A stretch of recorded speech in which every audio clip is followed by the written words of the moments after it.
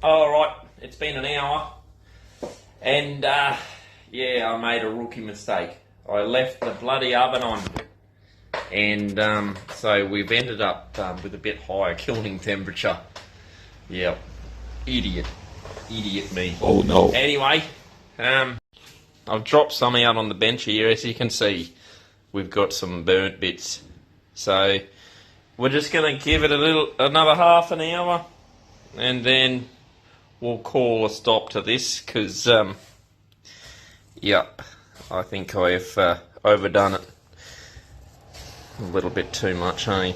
Anyway, such is life. That's why I've got to fix this bloody thermistor on the oven, so we can stop this from happening. Anyway, I'll turn this over, half an hour, we'll come back and alright, that's it. An hour and a half we've been kilning for. So I'll take some out, we'll have a look at it.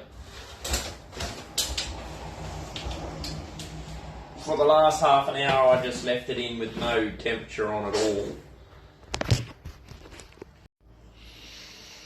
So here's the top tray. As you see on the edge there,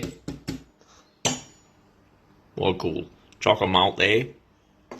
And as we move on into the middle, more lighter.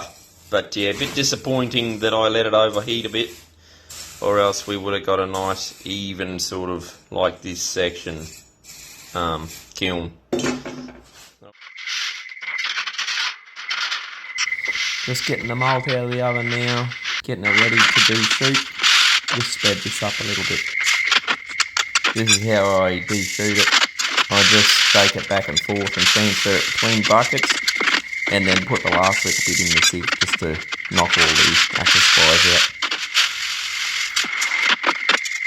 Another method you could use is put it all in a bio bag and sort of maybe whack it against a surface or something, and then you could put it through a hopper with a fan or something on it. Alright, so we've teared the scales here, put one of these ones empty on, so this is what we got. We'll weigh it up. Alright, 2.738.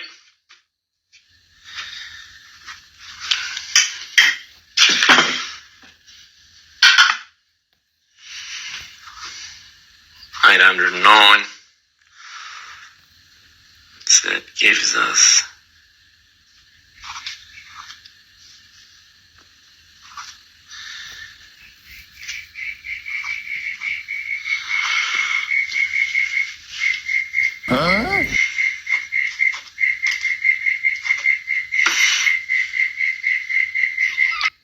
oops, shortchanged myself. That's what it equals. Cool.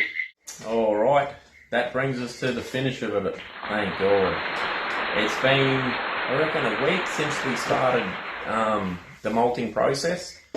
So that gives you an idea of the time frame if you pay attention to it every day. From start to finish, you should be able to get some finished rice in the jar, ready for brewing in 7 days. So yeah, this is it. Have a close up look. Doesn't look too bad. It's got a bit of a roasty smell from it, from the over kilning.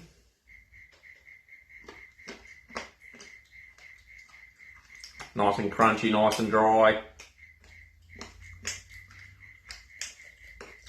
Maybe a little roasty on the taste. Some sweetness, maltiness, sort of graininess there.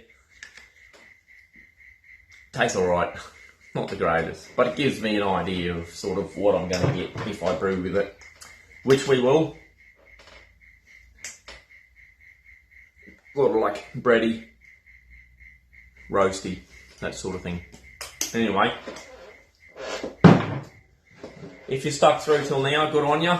You must really want to do this. Yeah, if you're a celiac like me and you don't have any other alternatives, then this is what you're left with if you want to continue home brewing. So this, as I mentioned, this grain here, it won't convert itself. You need to get some exogenous enzymes to do the job for you. So that requires purchasing some amylase enzymes, some potentially proteases, some glucanases, beta-glucanase being the enzyme there. There's a stack on the market, but not a lot available to the home brewer, because a lot of it's packaged for more so for large scale commercial breweries. But in Australia, that's where I am. There are a few I have used Ondea Pro. That is fantastic. Unbelievable extraction rates on the rice, and I don't know what it was about that enzyme blend, but it delivered some really satisfactory results in that in nice clarity.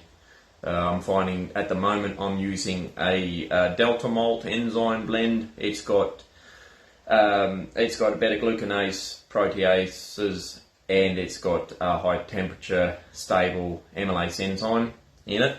So that gives you most of the enzymes that you need to for conversion.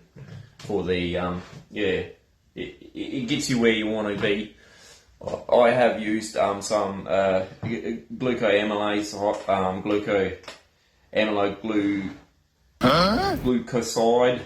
glucosidase, I think it's called.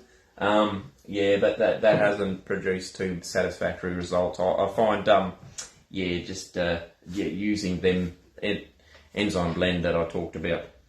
So, points per gallon, this is sort of how you might plug it into the brewing software.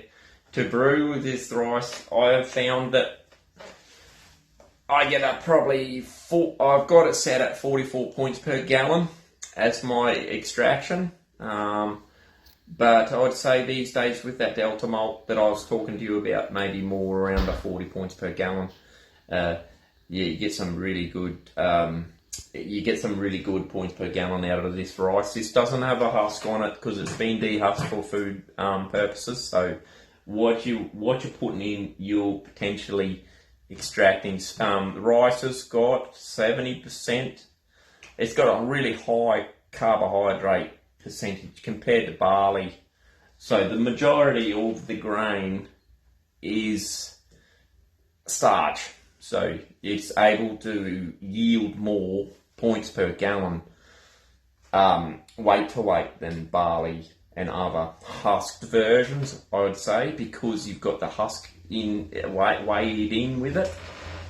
Anyway, what I thought I might do is we will brew with this malt next. We'll probably brew a pale ale with it because it come out a bit darker. I would say lava bond wise, I would say looking at it, it's easy going to be probably 12, maybe 15 lava bond. It's got a lot of variability amongst the colour there. Bit of roasted malt there. It's good. It's definitely not a disaster. It's usable.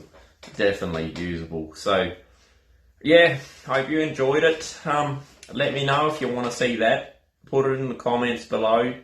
I haven't had any comments so far on the first part of this malting tutorial sort of thing that I'm doing. So, yeah, definitely, if you want to see me brew with it and you want to know the process next going forward, then like milling it, for instance, rice is going to mill differently than barley. It's a lot harder grain.